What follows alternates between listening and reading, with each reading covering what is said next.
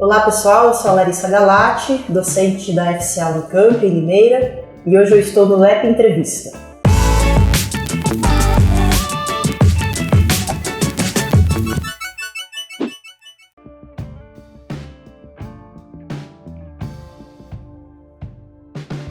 Eu cresci em Cosmópolis, uma cidade pequenininha do interior de São Paulo.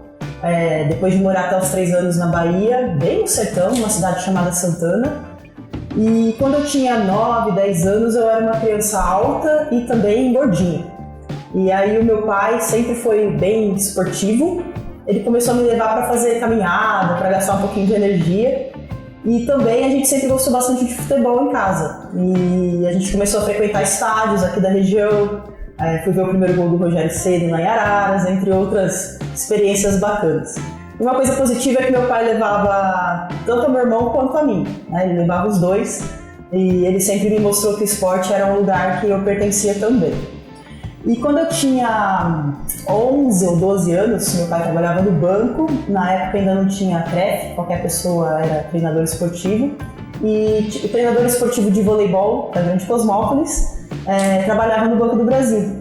E num churrasco da ABB da cidade, esse treinador chamava Beto, chama, né? Mas ele não trabalha mais com esporte.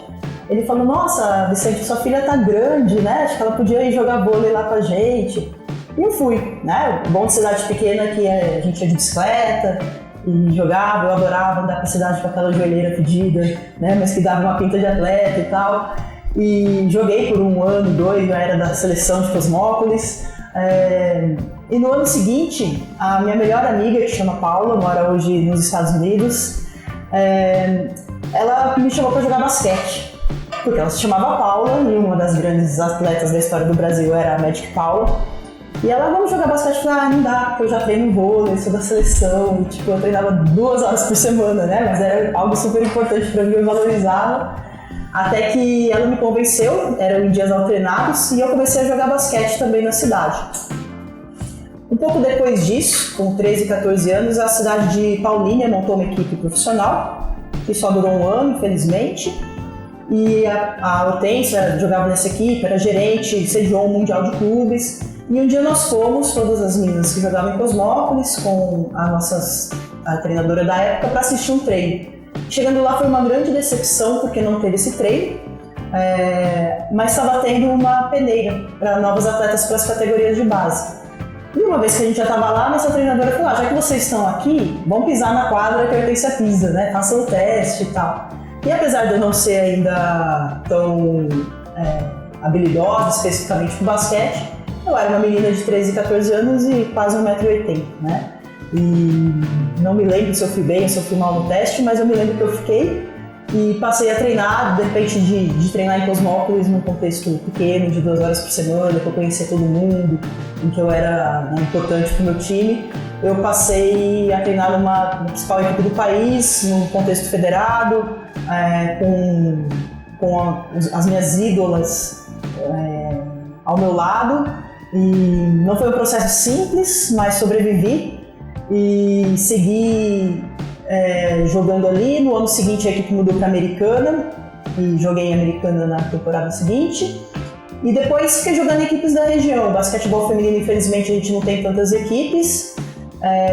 Até chegar aos 17 anos, aquela escolha entre a graduação ou continuar tentando jogar basquete. Eu fiz o vestibular nas universidades públicas, fui aprovada. Eu prestei educação física e pensava também em prestar jornalismo. Era uma outra carreira que me interessava bastante, eu gostava de escrever. Mas aí eu pensei: se eu passar em jornalismo, que era um vestibular muito mais concorrido, eu vou fazer só porque eu passei nesse vestibular mais difícil. Não sei se eu ia passar. Eu vou prestar só educação física porque é o que eu quero mais. E foi isso. Aí eu passei no vestibular e falei: bom, agora não dá mais para mudar de cidade. Fiquei em Campinas, na Unicamp, joguei as competições universitárias. A gente sabe que o universitário no Brasil, imagina alguns anos atrás, não é tão organizado, mas defendi bastante as cores da Unicamp. E no meu último ano de graduação, a Campinas montou um time que jogou A2 do Paulista Adulto, e com o Marcelo Bandiera, que era o nosso treinador. Eu joguei esse ano, já conciliando com o estágio, com os projetos de extensão, com o TCC, mas foi o único ano que eu joguei federação adulto e foi isso. Depois eu ainda joguei mais um pouquinho universitário, mas foi basicamente isso de esporte dentro do modelo federativo. Eu sou um pouco apaixonada por isso, então depois eu fui jogar tênis, pratiquei karatê e ainda tenho o perfil do famoso 60%. Chamou para jogar 60% de qualidade, eu jogo um pouquinho de tudo. Gosto bastante de praticar esporte, mas enquanto carreira mesmo foi essa trajetória.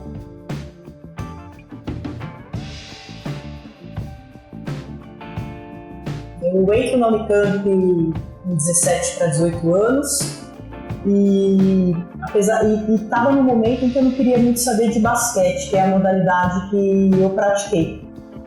Porque tem coisas muito interessantes no esporte infanto-juvenil e outras muito ruins, né? Sempre teve um contexto de muita pressão, né? Que é totalmente, a gente sabe que hoje isso é inadequado, até desnecessário, mas eu não queria ver basquete. E aí eu cheguei na Unicamp e comecei a procurar outras atividades. Minha maguinha durou 3-4 meses, até eu descobri que a Unicamp, na época, no ano que eu entrei, entraram outras bichetes, como a gente diz na Unicamp, calouras, que também jogavam basquete, e tinha um baita time da Unicamp, um baita time da FEF, que é a Faculdade de Educação Física. Eu já comecei a ficar meio de olho. Tinha um projeto de extensão para crianças de basquetebol com o professor Roberto Paes, e aí eu botei o outro olho. E no segundo semestre da graduação, eu fiz a disciplina de basquete, né, com o Robertão. E aí eu vi que o basquete não precisava ser da forma que eu tinha vivenciado em alguns anos, e além daquela forma haviam outras, e eu me apaixonei pela pedagogia do esporte já no segundo semestre da graduação. Mas eu fui me envolvendo com muitas coisas. Por sorte, a universidade pública te oferece muitos caminhos, e eu fui me envolvendo em projetos de extensão. De pesquisa eu não fiz iniciação científica, mas eram projetos de pesquisa vinculados à extensão em que a gente atuava como monitoria. Então, por exemplo, eu trabalhei por 7 anos, na verdade, no projeto de extensão para pessoas cegas e com deficiência visual, em que a gente trabalhou com esportes na natureza, canyoning, rafting, caverna, mergulho. A gente ia para o litoral, a gente foi para a fazenda. E foi muito curioso, quem coordenava esse projeto era o professor Gavião, José Júlio Gavião de Almeida. E no primeiro dia que eu cheguei no projeto, eu não tive nenhum amigo cego ou com deficiência visual antes na minha vida. E ele chegou e falou, a gente tem 2 monitores novos, era eu e o outro monitor, que é o professor Márcio Morato, que hoje é professor da USP de Ribeirão Preto. E o Gavião falou assim, ele sempre foi muito de pegadinhas assim, com os alunos, né? E ele falou, hoje a gente tem 2 monitores novos, apresentou a gente e a aula vai ser sobre basquete. Eu pensei, que legal, né? E quem vai dar é a Larissa. Eu falei, meu Deus do céu! E foi aí que tudo começou e abriu um outro horizonte, que é o trabalho com pessoas com deficiência. Eu trabalhei com bobol, com atletismo, fui árbitro de bobol. Foram experiências incríveis. Também trabalhei com os projetos de basquete. Depois do primeiro semestre não teve jeito. Eu trabalhei na escolinha de basquetebol, a gente tinha até um grupo de pesquisa ali vinculado que a gente estudava para montar os treinos. A gente chamava de G-Bob, que era o grupo de estudos do Bob, que era o Robertão, o professor. O pessoal achava que era de basquete, não sei o quê, e na verdade não era. Fiquei também até o mestrado fiz mestrado, depois eu conto essa história, né? Até o mestrado trabalhando também com essa extensão. Trabalhei por muito tempo com as modalidades de combate, com as lutas. Em especial por meio do karatê, fui monitora da disciplina e também produzi algumas coisas práticas ainda nesse momento sobre as lutas, até chegar o momento do TCC, em que a gente escolhe a produção final, e aí de fato a paixão pelo basquetebol, pelas modalidades coletivas falou mais alto, e eu fiz o meu TCC orientado pelo Roberto Paes sobre livro didático e basquetebol na iniciação. Foi muito interessante também essa história, porque quando a gente é muito jovem, a gente acha que vai mudar o mundo muito rapidamente, né? E quando eu estava conversando com o Roberto, eu me lembro de eu ter falado, eu quero fazer um livro didático para os professores e para as professoras. Ele sempre foi muito gentil, ele não falou isso, mas ele deve ter pensado que essa menina acha que vai ensinar para outros treinadores, para outras professoras. E ele falou, o que você acha de focar nas crianças, né? E eu falei, legal, mas eu também quero fazer um livro para os professores e tal. Mas a gente focou nas crianças e fez um livro didático para o ensino de basquetebol, na iniciação esportiva, pensando não só no ambiente escolar, ou talvez pensando ainda mais no ambiente não formal, pensando em clubes, que a gente sempre defendeu que o esporte em outros ambientes também tem essa função educativa e que treinadores e treinadoras precisam intencionalmente trazer isso à tona, e por isso a ideia do livro didático. A gente pensou, se as crianças forem estimuladas a ver coisas diferentes, treinadores e treinadoras automaticamente também serão, né?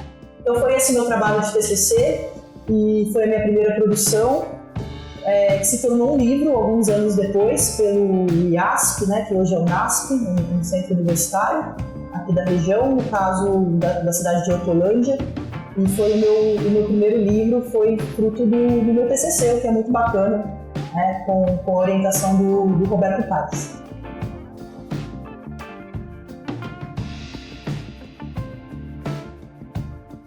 Muito bem, quando eu terminei a graduação, eu não fiz a graduação pensando na pós, não fiz iniciação científica, eu participei de todos os projetos de extensão possível e grupos de estudos relacionados à extensão, e não mais fortes na pesquisa. E quando eu terminei a graduação e eu fiz o meu TCC pensando em treinadores e treinadoras de basquete, eu falei, poxa, a gente tem acesso a tanta coisa bacana aqui na Unicamp, que me parece que em outros centros universitários, em outras faculdades, essa linguagem ainda não é tão forte. Eu quero dar aula em faculdade. E aí eu pensei, o que eu tenho que fazer para dar aula em faculdade? Talvez que o mestrado e o doutorado possa ser interessante. Aí eu fui ver o que era o mestrado. Enquanto eu me preparava para saber o que era um projeto, como é que fazia. Então, o pessoal que não fez iniciação científica não precisa se desesperar, tem que ir para tudo. Eu fiz um curso de especialização na Faculdade de Educação Física da Unicamp, que era em Pedagogia do Esporte Escolar. Durou 1 ano e meio, e depois de 2 anos, então, eu prestei o processo seletivo para o mestrado. Eu já trabalhava em 2 clubes, um em Cosmópolis, um em Campinas, e foi interessante que 6 meses antes de eu fazer o processo seletivo para o mestrado, teve um congresso de esportes coletivos, um congresso dos países de língua portuguesa no Porto, em Portugal. E a gente falou, acho que seria interessante ir e tal, e aquele primeiro salário de educação física, né, que não é tudo isso. Aí eu pedi demissão de um dos clubes, peguei a rescisão, comprei uma passagem e saí pela primeira vez do país, fui para esse congresso, apresentei meu TCC, ele pareceu ser bem recebido. Uma coisa legal desse congresso, pelo menos naquela época, que os professores vinham assistir os posters e tal, então eu saí dali super acreditando que eu tinha possibilidades, voltei, fiz o projeto e consegui ingressar no mestrado com o Roberto Paes. No meu mestrado, eu continuei com o tema do livro didático, agora a gente ampliou para os esportes coletivos, todas essas teorias de ensino e treino de modalidades coletivas que eu achava que valia a pena que mais gente tivesse acesso, que a gente estava tendo dentro da Unicamp, foi o que eu estudei no meu mestrado e que eu comecei a trabalhar no ensino superior na mesma época. Comecei ainda bastante jovem, eu tinha 24 anos quando eu dei a minha primeira aula já como efetiva numa faculdade particular. E foi engraçado que no que eu entrei na faculdade, junto com os calouros, veio um aluno e falou, pai, trote. Aí alguém, não, é professora, não faz isso e tal, você vai ter problema com nota e tal. Foi bastante divertido, assim. E foi bacana que eu tinha uma linguagem muito próxima dos alunos, embora ainda bastante inexperiente. E estar fazendo o mestrado me deu bastante base para ingressar já no ensino superior. E aí a gente trabalhou então com o livro didático novamente focado no ambiente não formal, embora pudesse ser aplicado também ao formal, pensando no ensino das modalidades coletivas a partir das suas características comuns e não uma modalidade de cada vez, né? Essa possibilidade de diversificação que a ciência já tem bastante evidência que ela é interessante tanto para a gente engajar as pessoas para o esporte de participação, como para revelar ou para formar, desenvolver atletas de elite de alto rendimento. A gente já seguia essa perspectiva. E uma vez que eu estava no mestrado, já me envolvendo com o ensino superior, foi quase que um caminho natural o doutorado. Eu até corri um pouquinho para terminar antes que abrir uma vaga no doutorado, também com o professor Roberto. E o doutorado já foi uma trajetória bem menos linear. Se o mestrado foi tudo seguindo ali a planilha de Excel, tudo que alguém poderia planejar, no doutorado foi o contrário. No meu segundo ano de doutorado, apareceu um edital do Santander Universidades para a Espanha, e a gente tinha uma semana para reunir alguns documentos e se inscrever, e um dos documentos era uma carta de aceite de uma universidade espanhola. Eu não conhecia ninguém lá, meu orientador também não tinha contatos lá na época, saí mandando e-mail para todo mundo. Normalmente a resposta é fale com o nosso setor de relações internacionais. Aí, para minha surpresa, um professor da Universidade da Corunha, o Antônio Monteiro, me inscreveu positivamente já com uma carta de aceite. E foi assim que eu escolhi La Corunha, na verdade La Corunha me escolheu. E eu fui para um período sanduíche na Espanha, na Universidade da Corunha. Eu sempre fui uma pessoa muito ligada à prática, eu gosto muito do ambiente da universidade, respeito muito os saberes que a gente desenvolve aqui, mas como a gente trabalha com pedagogia do esporte, nunca vai ser suficiente a gente estar aqui dentro. E dentro dessa curiosidade, a Espanha na época era campeã mundial de basquete masculino, também com uma equipe de basquete feminino que eu gostava muito, tinha uma atleta que se chamava Valdemoro, que muito craque, eu adorava assistir ela jogando, jogou aqui no Brasil. Eu falei, eu preciso me enfiar em um clube aqui. E eu ia estudar desenvolvimento de valores por meio do esporte, mas eu descobri esse clube e fui como treinadora voluntária, trabalhei com 2 equipes sub-13, eu era auxiliar. A gente tinha naquele clube, no Basquete Corunha, na época, 5 equipes sub-13. Era um clube com uma proposta muito legal de trabalhar a massificação do basquete. E não só com seleção. Eles faziam peneiras, eles viram que esse modelo não funcionava, então eles mudaram o seu projeto pedagógico de esporte e passaram a trabalhar com a diversificação. Então só no Sub-13 eram 5 equipes. 2 que eram mais voltadas para desenvolver atletas e 3 que eram mais voltadas para participação, embora no Sub-13 essa transição ainda seja bastante grande, não dá para determinar esse tipo de coisa ainda. Mas eu era auxiliar técnica, vamos dizer assim, da equipe 2, da equipe B, e trabalhava também com a equipe 5 do Sub-13, dos meninos que o clube considerava com menos potencial para ser atleta. E foi muito interessante porque eu trouxe muitas coisas da pedagogia do esporte que a gente fazia no Brasil, pegas, jogos populares transformando em atividades esportivas. Isso gerava muita curiosidade de outros treinadores e treinadoras. Na época eram 32 treinadores e treinadoras no clube. E às vezes eu fazia alguma brincadeira, chamava atenção, aprendi muitos exercícios de treino, principalmente situações de jogo também com os espanhóis, que tem um modelo muito interessante de desenvolvimento do basquetebol. E eu fiquei completamente alucinada com o clube, né? Aqui no Brasil a gente tinha na época cerca de 600 atletas meninas federadas em todo o estado de basquete.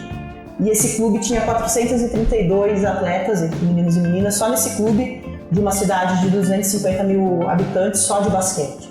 E quando eu vi isso, eu falei, é isso que eu quero estudar, eu quero entender como isso pode ser possível, que pistas que a gente pode aprender aqui nesse caso. E eu lembro que eu escrevi pro meu orientador e falei, eu acho que eu quero mudar o projeto. Ele falou, meu Deus do céu, essa altura, né? Não, aconteceu isso, tem esse clube, é sensacional. E o Roberto ia para a Espanha, para o congresso de esportes coletivos que a gente estava sediando lá em La Corunha.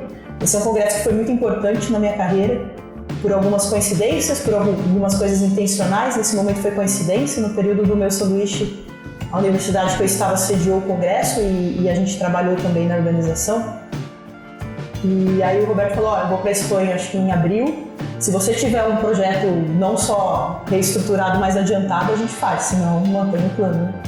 E aí eu, em 3 meses, enlouquecidamente, fiz 3 entrevistas em espanhol com toques de galego, e os dialetos locais da Espanha não são simples.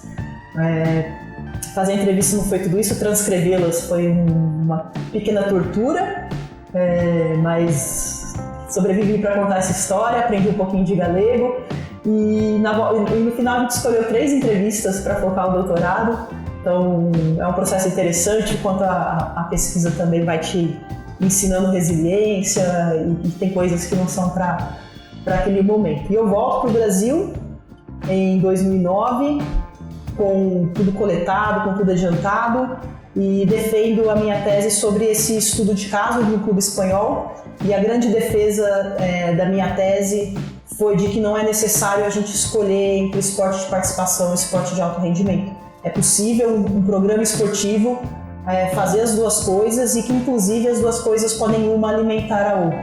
né? Então esse clube se tornou um clube sustentável na oferta do basquete, a partir do momento em que ele foi competente em trazer muitas pessoas para o clube a partir do seu esporte de participação e das categorias de base, ao mesmo tempo em que eles ascenderam em 5 anos em 5 ligas de basquete, chegando à segunda principal liga do país, que é a LEB Ouro.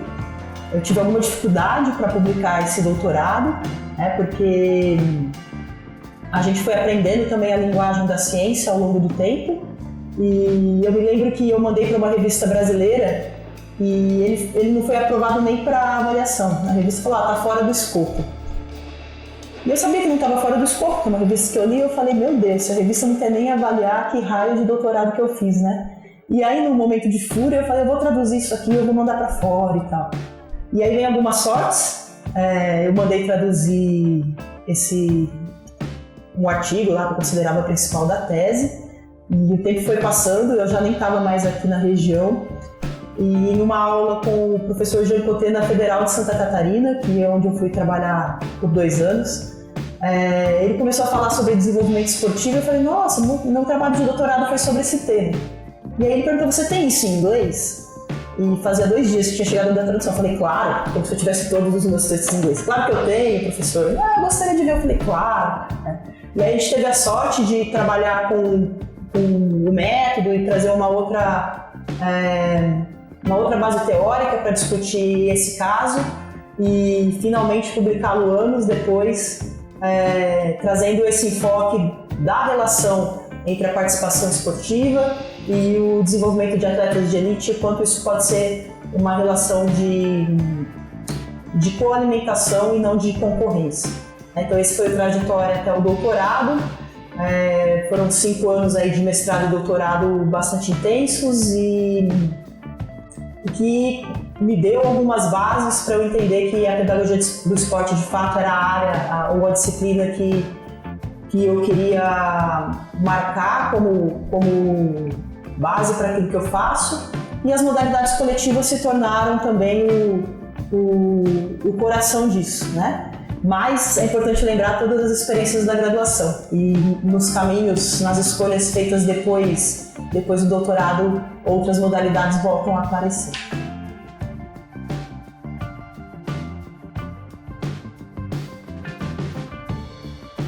Maravilha. Quando eu defendo meu doutorado em 2010, no ano que vem tem que fazer uma festinha para ele, em uma década, e fui trabalhar, continuei trabalhando em universidades privadas, até que em 2012 eu fui para a Universidade Estadual de Londrina, para a UEL, com uma sorte de trabalhar com o Milton Santana, que é uma pessoa que eu gosto bastante de discutir pedagogia do esporte.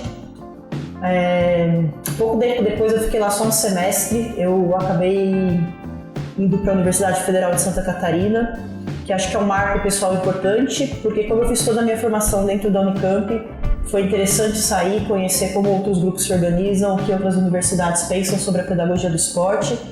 E a UFSC também é uma referência importante, junto ao NUP e ao LAP, e ali eu fiquei por 2 anos.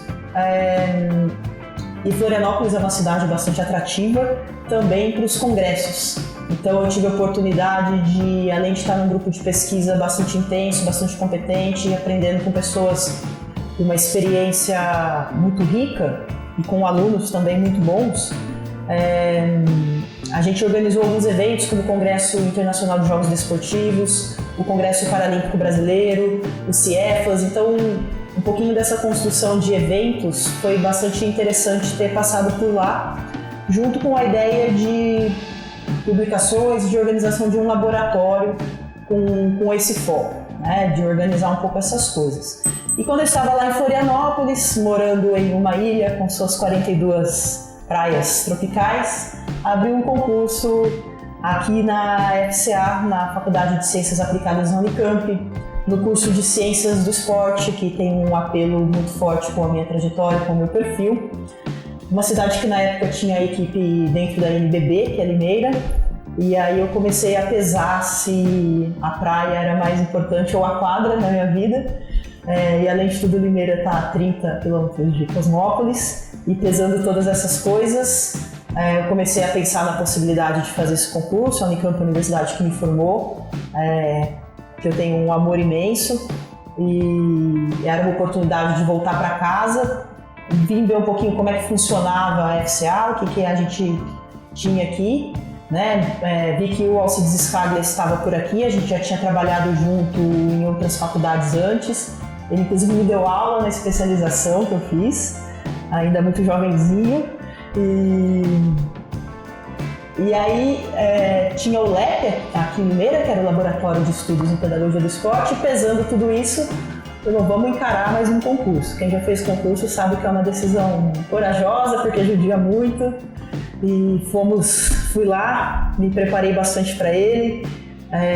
Se tudo desse errado, eu estava bastante feliz onde eu estava, mas o apelo da Unicamp, da FCA, o projeto pedagógico, uma ideia de interdisciplinariedade com todos os seus desafios que eu conheço melhor hoje, isso tudo me seduziu bastante, e em 2014 eu fiz essa prova. Eu lembro que foi uma volta de férias, foi 3 dias depois de eu voltar de férias, e eu tinha me preparado muito, eu queria demais passar nessa vaga, e foi um concurso feito em 2 dias, terminou 3 horas da manhã e deu tudo certo. Foi em fevereiro de 2014, e depois dos trâmites em julho, logo após o final da Copa do Mundo, eu pedi a rescisão do contrato lá em Florianópolis, fui ver a final da Copa no Rio de Janeiro, e de lá eu vim, realmente esporte está sempre na trajetória, né? Então, e esse pezinho com o mundo em que os jogos de fato acontecem. E chego aqui em 2014, com experiências fora da Unicamp, que foi muito importante, e um projeto bastante desafiador pelas suas inovações, que é a FCA. E com o LEP, ainda nos seus primeiros anos, o LEP começa em 2011, eu chego em 2014, com toda aquela ansiedade de quem está chegando, e fiz as primeiras reuniões com o Alcides Scaglia, o nosso coordenador, e a gente fez um plano. Depois que eu fiz o sanduíche, e com os congressos que a gente organizou, tive a oportunidade de ir para alguns congressos fora do país, e me chamava muita atenção o quanto nós somos competentes aqui no Brasil com pedagogia do esporte, mas que a comunidade internacional ainda não tinha tanto conhecimento das coisas que a gente fazia. E quanto mais eu via as coisas fora do país, mais eu tinha certeza do quanto o Brasil é muito competente dentro da pedagogia do esporte. E depois dos primeiros meses aqui, era ainda começo de 2015, eu tinha 6 meses aqui, o Alcides era coordenador geral da graduação. Então eu falei, Alcides, eu tenho um problema, mas acho que é bom, né? Eu me inscrevi em 3 editais para ações fora do país e a gente ganhou os 3, né? Então eu queria saber se nos meus primeiros meses eu posso fazer essas saídas que acho que são importantes para a gente. E a gente fez um plano intencional de internacionalização do LEP, conversamos muito com pesquisadores de Portugal, Espanha e Canadá, em especial num primeiro momento. Recebemos pesquisadores, fomos para lá, foi um ano que eu fiz um mini tour. E a partir daí a gente foi mantendo essa frequência de relações com pesquisadores de fora e também recebendo pessoas aqui. Depois desse primeiro estágio, que foi desse processo de internacionalização, a gente vai para um segundo momento em que eu me credencio na pós-graduação, já em 2016, na Faculdade de Educação Física, e aí já começa uma outra etapa de pensar como é que os alunos continuam esse processo e de orientar, organizar projetos de pesquisa, né? Então, na primeira etapa, eu trabalhei junto com os orientandos de graduação, de mestrado e de doutorado, com diferentes temas, focando no desenvolvimento de atletas, no desenvolvimento de treinadores, de treinadoras e no ambiente propício para que essas relações possam acontecer da melhor maneira possível. A gente começou com um projeto com financiamento da FAPESP, com treinadores de futebol, num clube no sul do país, num processo ainda entre a transição de projetos pessoais com projetos coletivos com os alunos e com as alunas. E orientei as primeiras dissertações de mestrado, foram 3 defendidas até agora no LEP, uma sobre redes sociais, conexão e jiu-jitsu. Eu comecei aqui na FCA com a disciplina de esportes de combate, que eu já não estou mais com ela, e tenho me distanciado um pouco das orientações no tema das lutas, mas fica um legado a primeira dissertação que eu orientei aqui da Alba Rodrigues foi dentro desse tema.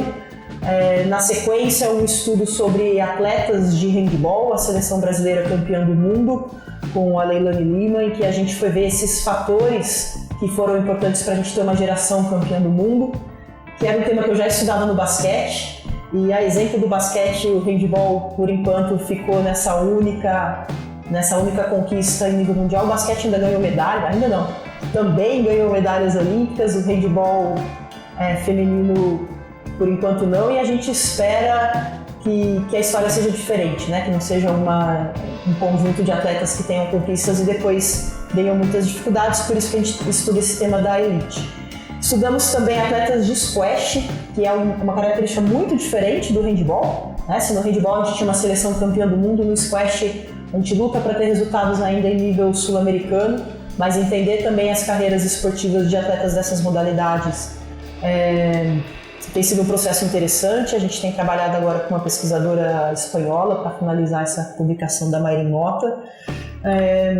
E o primeiro doutorado que eu ainda estou orientando, não contribuí com a formação ainda de nenhum doutor, mas a gente está estudando futebol, que é uma paixão nesse país, né? Com o Otávio Betega, com as competições infantis, como é que as crianças têm sido estimuladas por meio de competições em todo o estado do Rio Grande do Sul. Então, as competições é um tema forte no LEP. A gente já tem o estudo do Lucas Leonardo no handball paulista. Seguramente é algo que orienta muito a ação de treinadores e treinadoras, porque é uma forma deles serem avaliados pelo seu trabalho. Então, a gente acredita que se a gente investir em melhores modelos de competição, a gente pode ter melhores modelos de formação de crianças e jovens.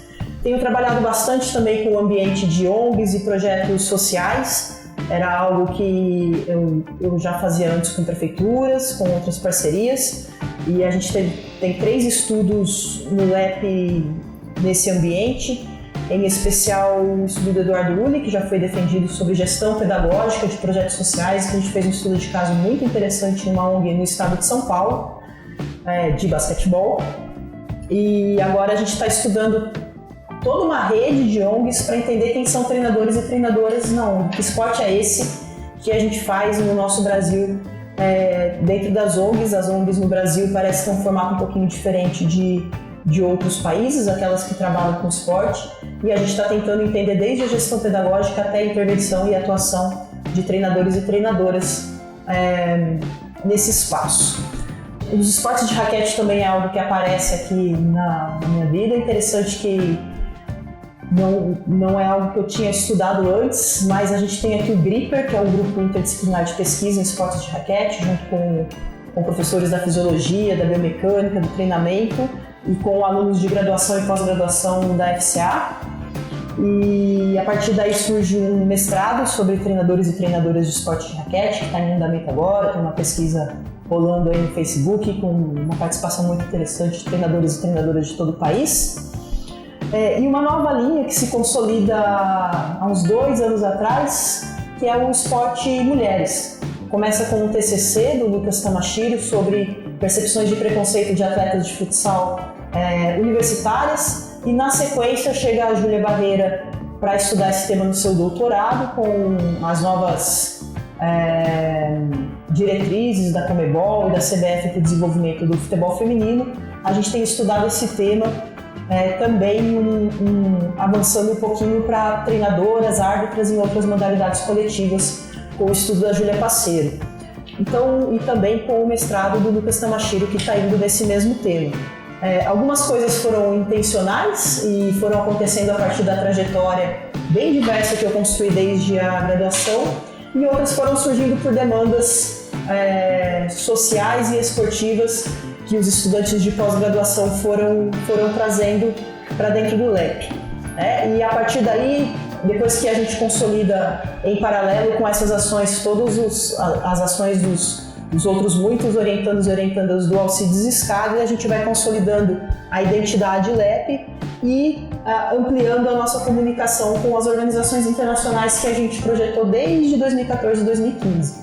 Então, em 2017, eu termino uma formação internacional de Coach Developer, que é a pessoa que forma treinadores e treinadoras, e a gente começa a atuar também no corpo editorial de revistas em Portugal, na Espanha, nos Estados Unidos, na Inglaterra, tanto em revistas de pedagogia do esporte como em revistas de treinadores esportivos, né? Mostrando que aquele nosso projeto de tentar evidenciar a qualidade do trabalho do Brasil, esses convites e essas oportunidades mostram que a gente não estava errado, que o Brasil tem qualidade a ponto da gente hoje compor corpos editoriais das principais revistas do mundo dentro da temática da pedagogia do esporte, e acho que é um orgulho pra gente, pra todo o LEP, porque o Brasil antes não figurava nessas listas, né?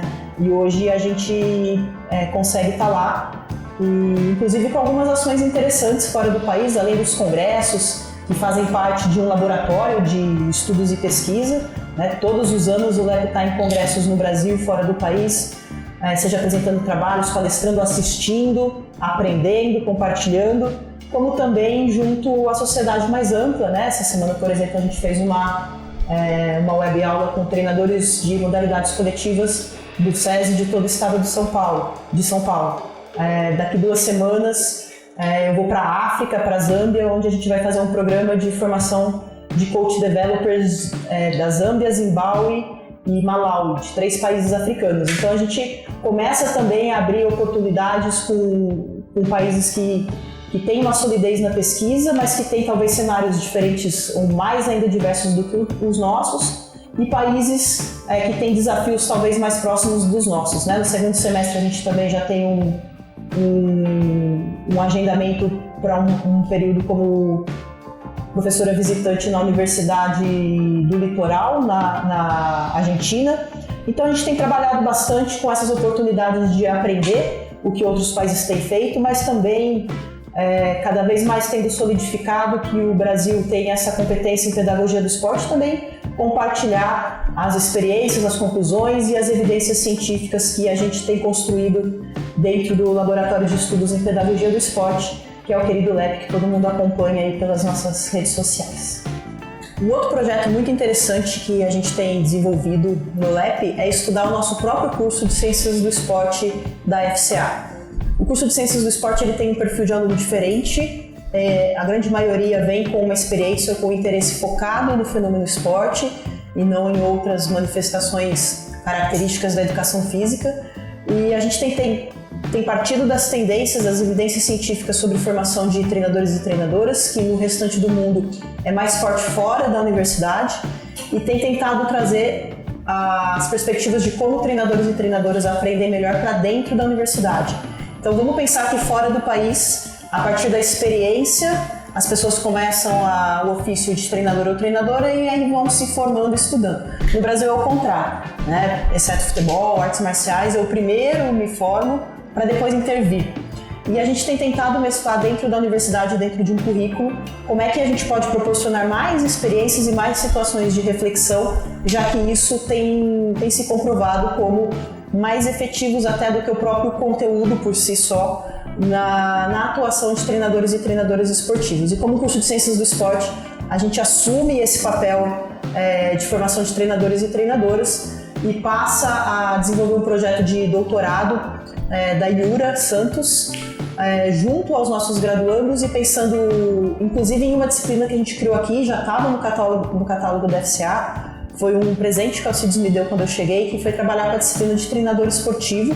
Ela começa em 2015, até onde a gente sabe não havia até então uma disciplina em cursos de graduação pensando em competências de treinadores esportivos, e a gente penou bastante, foram 3 ou 4 anos entendendo como é que a gente podia passar de um papel de conteúdo sobre treinador para um papel de fato de desenvolvimento de competências de treinadores e treinadoras. Isso passou pelo meu processo individual de formação como coach developer, e é interessante o quanto a pesquisa e o ensino e a extensão, quando andam juntos, a gente aprende pelas 3 vias, né? Então a gente tem nossos treinadores e treinadoras de atléticas e a gente montou cursos específicos para eles, que são caracterizados como extensão. A gente tem as disciplinas de graduação, os estágios que estão dentro do ensino, e a gente tem uma pesquisa de doutorado acompanhando todo esse processo e me proporcionando também um processo de reflexão, tanto como docente como quanto pesquisadora, tendo uma pessoa crítica, que é a Iura, que é uma aluna de doutorado, que é aluna da primeira turma da FCA, Ela acaba de chegar do seu doutorado sanduíche na Universidade de Ottawa com a Diane Culver e com o Pierre Trudel, que são referências dentro dessa temática, e a gente começa não só a fazer as coisas pela nossa paixão pelo esporte, mas junto com isso, baseado cada vez mais em evidências científicas, que o próprio LEP, dentro da própria FCA, no nosso curso de Ciências do Esporte, tem produzido dentro da linha de desenvolvimento de treinadores e treinadoras, que até pela minha trajetória, que começa como treinadora, logo após a graduação e durante a graduação, e agora voltando para esse tema de pesquisa. É muito interessante quando a gente vai vendo que as escolhas que a gente fez ao longo da trajetória determinam muito também as escolhas que a gente faz no papel de pesquisa dentro do LEP e juntamente com as escolhas dos nossos pesquisadores em pós-graduação.